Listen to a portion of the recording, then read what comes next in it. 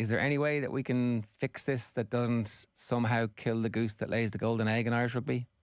Yeah, look, I actually read the article this morning, and it's an excellent article, and it gives a good insight into some of the finances, though not all the finances that sit within the IRFU and how some of them are orchestrated. But the nub of it is that when a player is kind of guaranteed to be playing for Ireland and will be in the future, they tend to get a central contract, and Leinster have the bulk of those at the present moment in time, which means they then don't have to fund any of that salary for any of those players in their province, which means they get a very substantial leg up in terms of how much money they have to spend. That's what it is.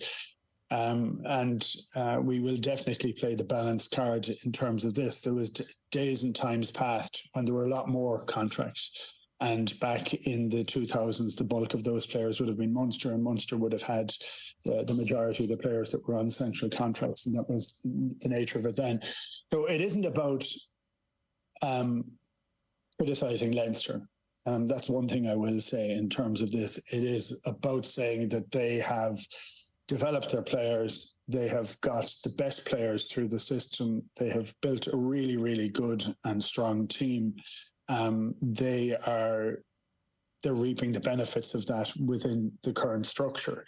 The question then is that something that will lead to discontent, envy? And I think I often look at it from a Leinster perspective and say, do you want to criticise a team that's operating at the highest common denominator, not the lowest? And no, you don't.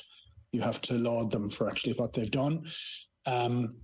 What you would say within the IRFU system is they have a variable funding model. Whether it needs to be transparent, I think it does build a level of discontent when this is the situation that's happening at the moment, and that some of the other teams are cutting corners and Leinster are not.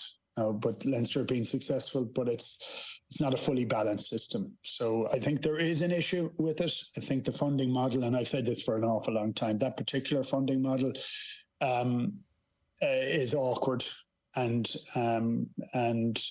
it only gets worse in terms of discontent when you see players moving, like Snyman moving to Leinster, even though Munster had made a judgment call on him